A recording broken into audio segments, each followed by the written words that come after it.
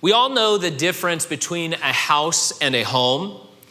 A house might have a proper bed and locking doors, but it's never as easy to get to sleep in someone else's house as it is your own home, right? We all felt that before. I remember once staying with my grandparents as a youngster, and that first night in San Bernardino, I just remember staying awake hour after hour with the lights on. There were too many sounds, there were too many unknowns that made me worried. They were my grandparents, sure, but it wasn't my home, right? Home is a place of peace and provision and rest. In our text, Elimelech's family is rocked by a series of terrible tragedies. And after all the burials are over, Naomi and her daughters-in-law have to decide where home is going to be for their future. Where will they find the rest that they need for the short term and try to cobble together some sort of future in the long term, which in the moment looked absolutely bleak. We watch in dismay as Naomi tries to stop the ladies from moving back with her. We know that's exactly where they need to go, and yet she's convinced that she should go alone. Meanwhile, the Lord is quietly, graciously, faithfully beckoning all of them to come.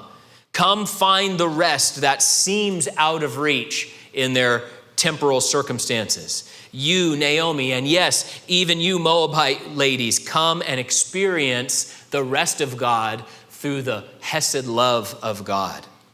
Are you safe at home? I don't mean a house somewhere in Hanford or Lemoore. I mean your life, your heart, your future.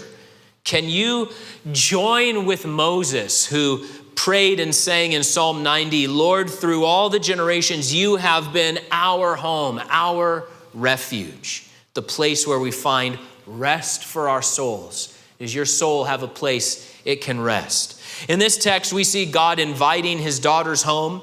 And of course, Jesus gave all of us the same invitation, not geographically, but spiritually. He said, come to me and I will give you rest for your souls.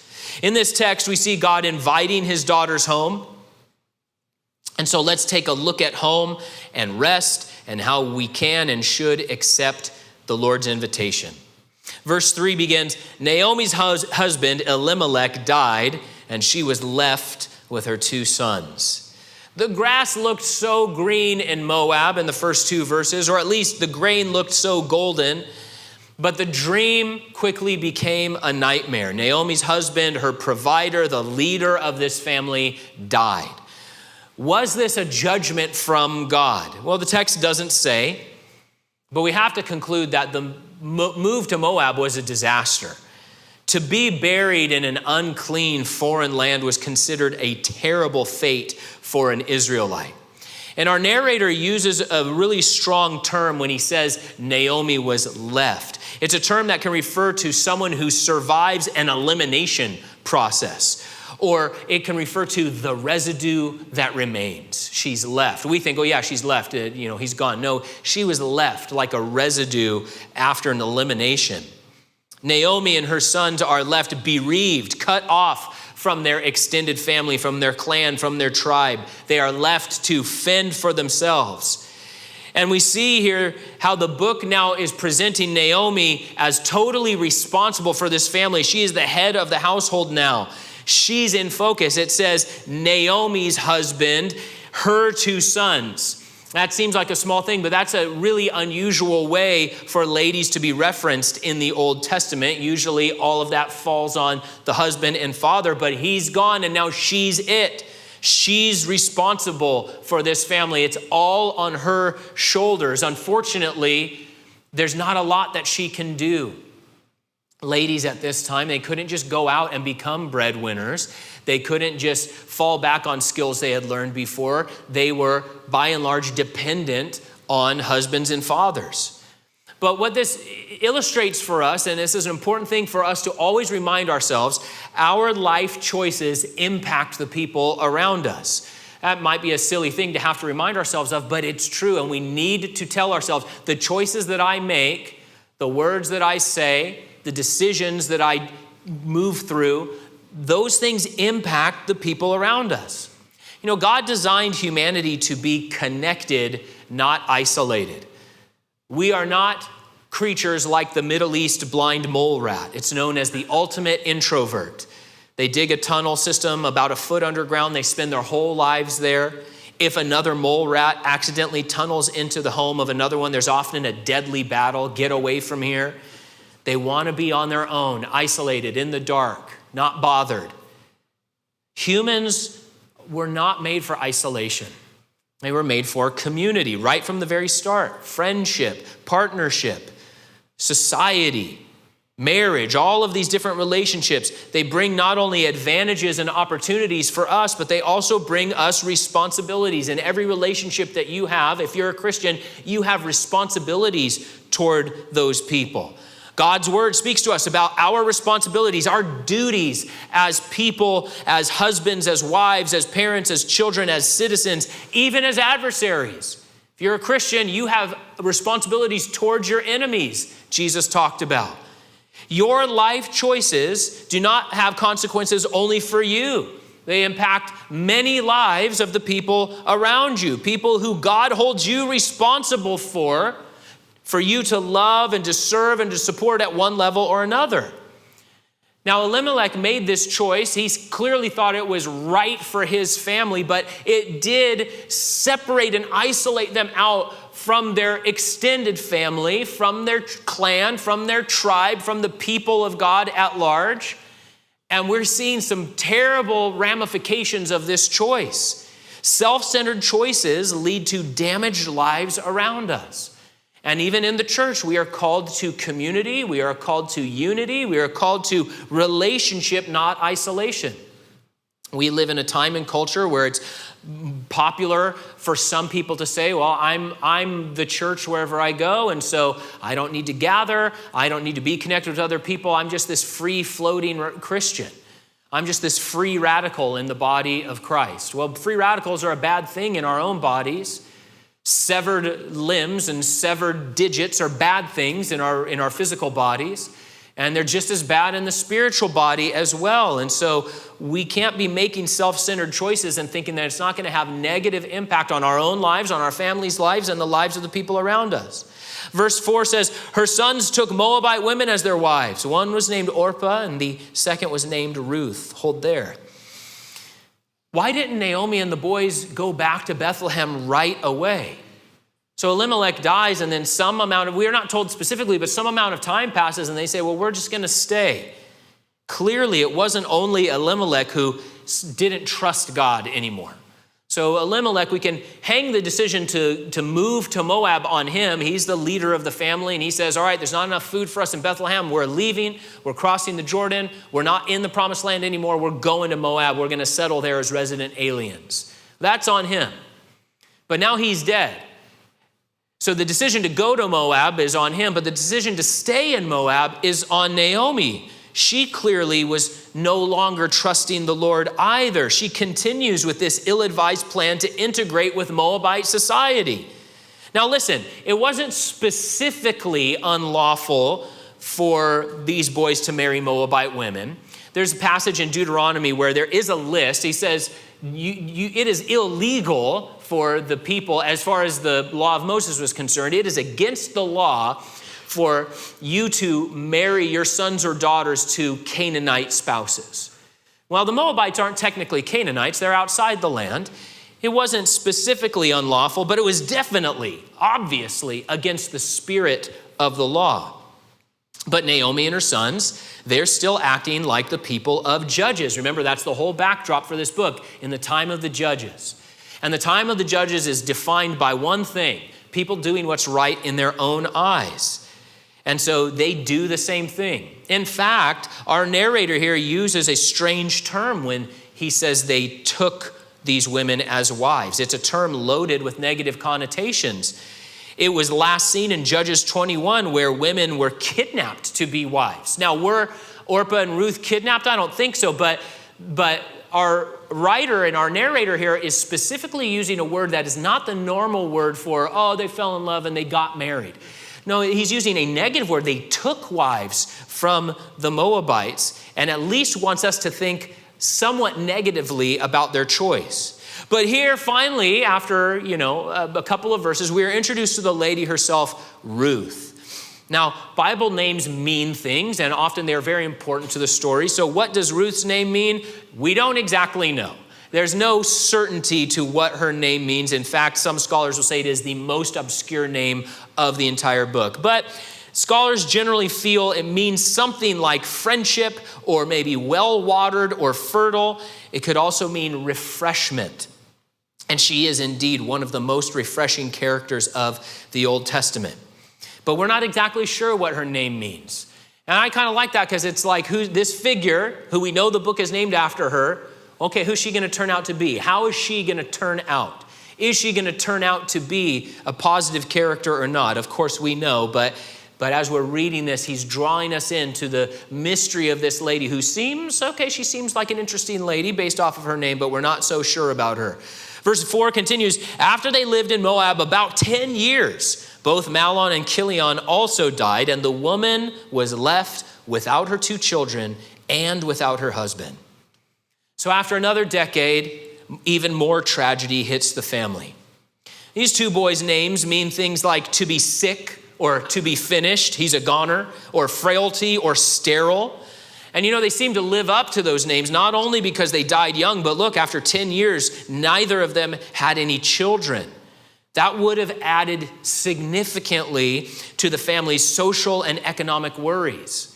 It's a problem in this society, in this time, if you don't have any male heirs, especially if you have no male father. They're in real trouble, economically speaking, and for what's going to happen in the future.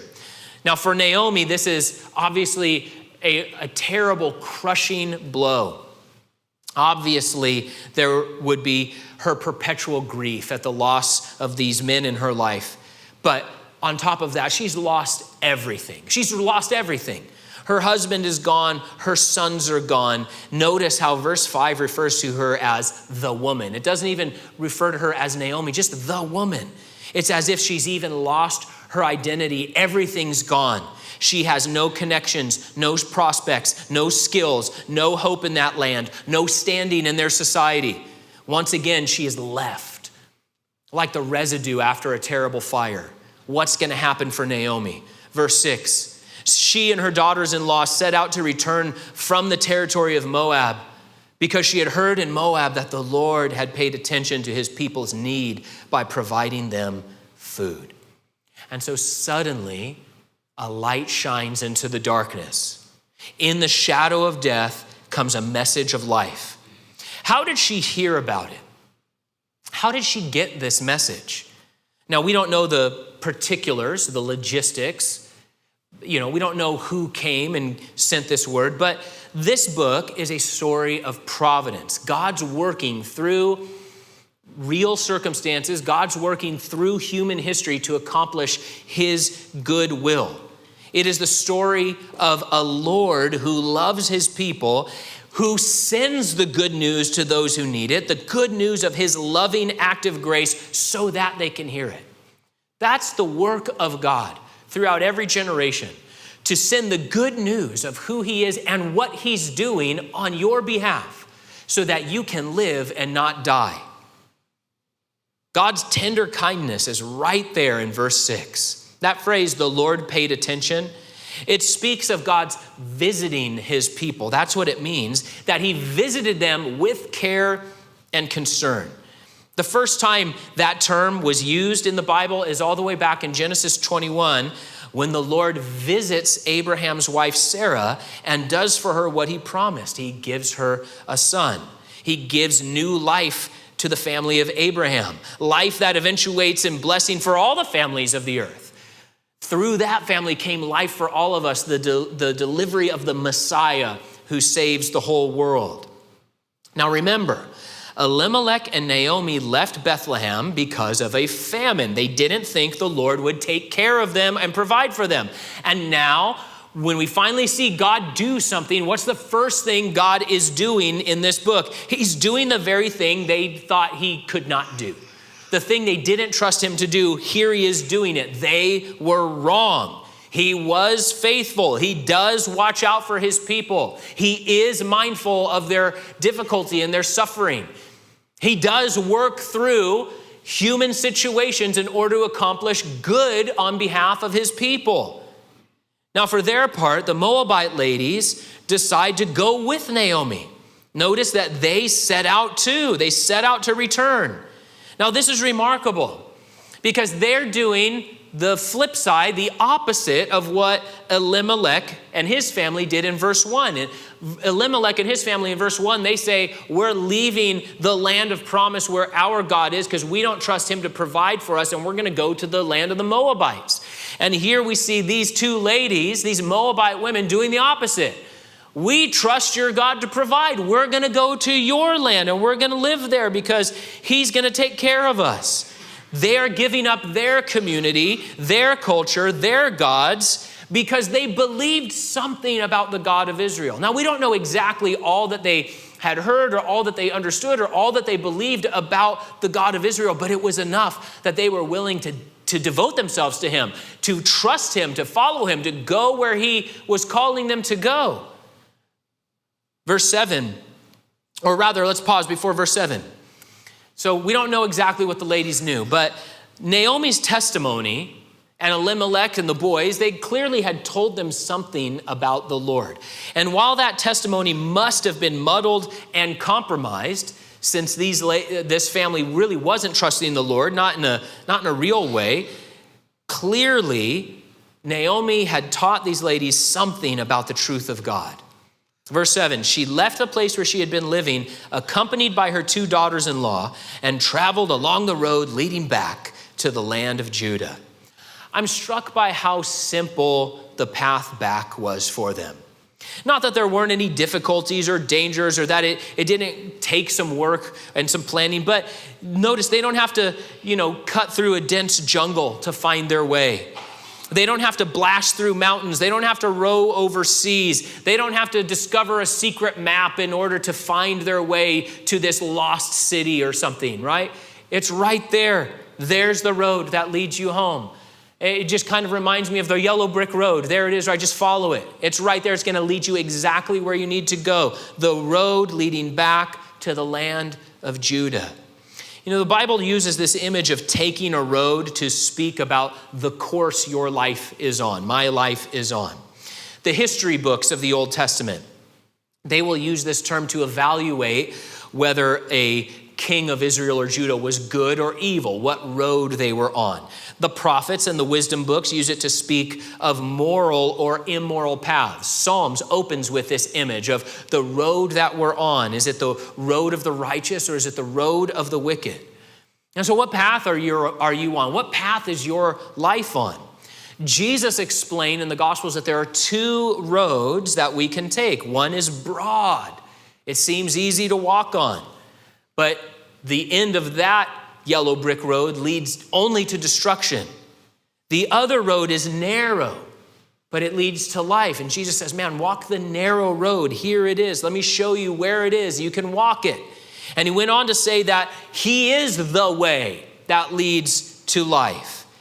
And the Bible is given to us as the lamp for our feet, the light for this path, so that we can know how to walk it. So we can know how to stay on the road that leads home. It's laid out right there for us. If you have drifted away from God, or maybe you ran away from him, if you find that you're off path, that the trajectory of your life is not headed down that biblical straight and narrow road, Jesus Christ, well, then the fix is simple. The road's right there that leads back home. Repent. Turn back to God. That's what we see pictured by Naomi. The whole time they could just pack up and step onto the road and head back home. They knew it would lead them there. Just return, come back. You know where you're supposed to be, so get moving. You'll have to make some progress. It will take some time, but just turn around. Turn back to God and start walking with him. The story, which has been so bleak so far, now depicts Naomi moving in the right direction, and we're so excited for her. She's heading home. And we know it's not just going to be a place where she'll be a little more comfortable, but we know, that's where God is. That's where providence is. That's where rescue and salvation for your future is. And she even has this little mixed multitude with her, 2 Moabite women. You know, when the Israelites came out of Egypt, they didn't come alone. They came with a mixed multitude, meaning people who weren't Israelites, but who believed in the power of the God of Abraham. And they said, hey, we're going to go with you. And so Naomi's leading this tiny little exodus, just the 3 of them, with this mixed multitude. And we're so excited. This is going to be great. And then we have verse 8. Naomi said to them, each of you go back to your mother's home. May the Lord show kindness to you, even as you have shown to the dead and to me. May the Lord grant each of you rest in the house of a new husband. She kissed them, and they wept loudly. Oh, no. Here are these 2 women who love Naomi, who have some measure of faith in the God of Israel, who are willing to forsake their culture, their family, their paganism. And Naomi says, get out of here. Just go. If you're thinking that's reading too much into it, we're going to see this play out like one of those movie scenes where the kid has to tell the animal, go on, get. And they're, he's like trying to. She works hard to unload these ladies, hard to send them away. Hard enough that it's hard to watch. We'll find that even though she wants to benefit from the provision of the Lord in Bethlehem, she's very angry at God. So she knows that Yahweh is providing for his people in Bethlehem. She's going because, hey, what am I going to do? I have to get some food. But we're going to find that she is angry at God.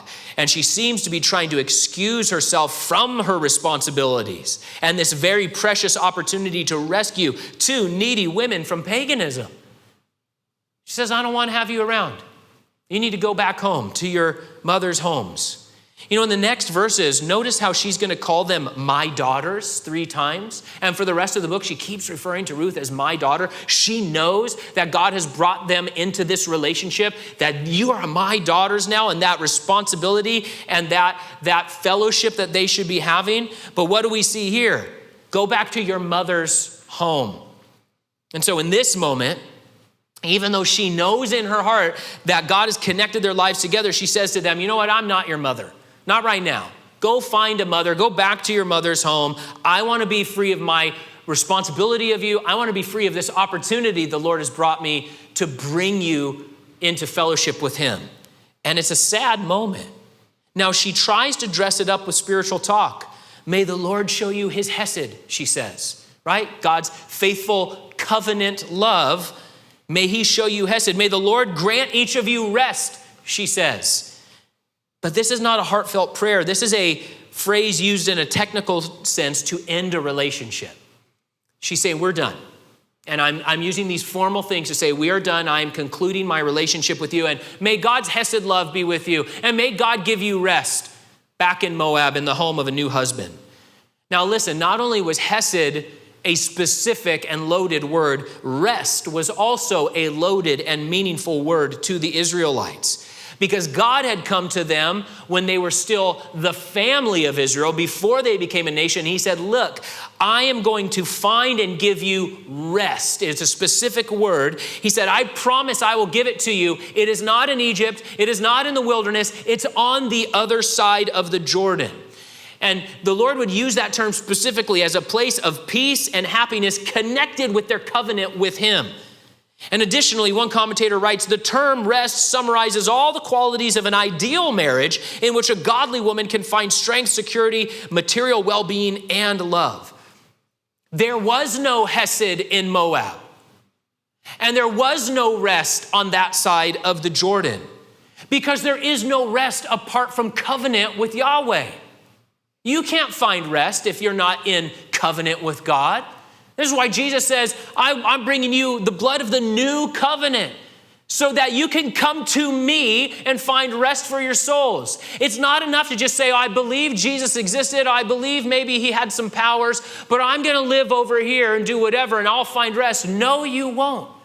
There is no rest apart from Jesus, because he is not only the way, he's also the truth and the life. And no one comes to the Father but through him.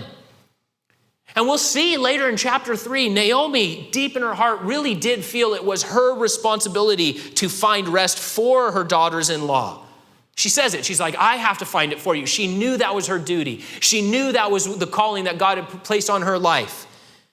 But right here, she's angry. She's bitter. She's concerned about her feelings, not their future. And she's still not trusting the Lord. Verse 10, and they said to her, we insist on returning with you to your people. This is a remarkable moment. Again, it's not that we're trying to beat up on Naomi, but this is hard to watch. Orpah and Ruth, Moabitesses, they're coming to her and they respond emphatically. They say, no, on the contrary. That's what they say here. We are coming with you. Essentially, they say, where must we go to be saved? What if the Philippian jailer said to Paul, what must I do to be saved? Leave me alone. Gosh, my arms and my legs hurt from being in the stocks. We'd be mortified. We'd be horrified. And they're saying, no, we will have to go with you. Yahweh, you told us about Yahweh, and now you're saying that Yahweh is providing for his people. We want to become his people. We don't even know what that means.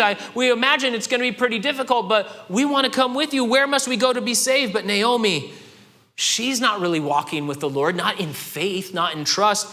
And so here's her response, verse 11. But Naomi replied, return home, my daughters. Why do you want to go with me? Am I able to have any more sons who could become your husbands? Return home, my daughters. Go on, for I am too old to have another husband. Even if I thought there was still hope for me to have a husband tonight and bear sons, would you be willing to wait for them and grow up? Would you restrain yourselves from remarrying? No, my daughters. My life is much too bitter for you to share because the Lord's hand has turned against me. Okay. So she uses a three-pronged attack to try to convince them to leave. Her response can be paraphrased and restated and boiled down to this. You are wrong to go with me. You should not go. There is no point to it. Frankly, it's shocking on the lips of an Israelite. Blind mole rat mothers, you think, well, they've lived by themselves all the time. How come they aren't just extinct? Well, they do have young. They'll tend their young for a while, but eventually they become so hostile to them, they force them out of her tunnel. And that's what's happening here. Naomi is lost in the dark, full of sorrow and hopelessness. But by pushing Orpah and Ruth away, she's not only going to harm them, she's going to harm herself too. As we'll see through this book, Naomi is only saved because of the work God does through Ruth's life. Naomi's future is only secure because of what God wanted to do through that next generation. And so she's actually harming herself as she pushes these ladies away. Now she gives various reasons. Oh, here's 3 reasons. This, and this. All these reasons. She's throwing up this smoke screen. You shouldn't come with me. But did you notice she ignores the one option that is actually going to happen? The one option that's actually going to work out. The chance that a kinsman redeemer would intervene, of which we will see there are multiple in the family. And you know what? Naomi knew there were multiple kinsman redeemers in this family. These families were large and well-connected. The communities were small, the families were large, everybody knew each other. She knows who the kinsman redeemers are. As soon as a name is referenced in the next chapters, oh, he's a kinsman redeemer. And we'll see there's another guy who could have been a kinsman redeemer. There's at least 2. There might have been more. And did you notice she didn't bring that up at all? The one option that was realistic, the one option that could work, she says, well, I can't have sons that would become your kinsman redeemer and you wouldn't wait around for them. And they don't need to wait around. There's other guys who could be your kinsman redeemer right here, right now. But it's interesting. If you're a person who doesn't trust the Lord and doesn't really obey the Lord and don't take your responsibilities towards others in relation to the Lord seriously, she's probably thinking, well, why would anyone else? I'm not really willing to trust the Lord to provide for me. So why would someone else become the kinsman redeemer like they're supposed to? And so we see this mentality is having a terrible negative impact on her relationships with these ladies. She reveals why she thinks the situation is hopeless. Because the Lord's hand has turned against me. Is that what happened? She accuses God of injustice here. That God took time out of his busy schedule to personally attack her. Now, I get it. She feels the terrible sorrow of the loss of her husband, the loss of her sons. That's not a small thing. But she turns around and says, God is unjust. He personally attacked me. His hand turned against me and I did nothing wrong. Is that what happened? Did his hand turn against her and Elimelech, or did their feet turn away from him? Well, we read it right in verses 1 and 2. Did God drive them out of Bethlehem, the place where he was even now providing for his people graciously and kindly, even during the time of the judges, where so many people were full of idolatry and bloodshed and godlessness? Did he drive them out, or did they abandon the covenant? Did they say, we're done here. We don't want to be in contract with Yahweh anymore. We're going to go try out Chemosh for a while. What really happened? You know, this is a book of dialogue. 55 out of the 85 verses are dialogue. Sadly, this right here, 11 through 13, is Naomi's longest speech in the book. And she uses it to denounce God's fairness, his goodness, his ability to truly deliver them from their tragedy. Now, we have to kind of lay bare Naomi's perspective here in chapter 1. Things are going to be great for Naomi by the end. Because the story of Ruth is not only the story of God's providence and not only the story of, the saving of a pagan woman into the family of God, it's also about the restoration of Naomi. Naomi, who starts this far away from the Lord, being restored not only into fellowship with her family, her tribe, her clan, but also fellowship and worship of the Lord. Meanwhile, what had God done?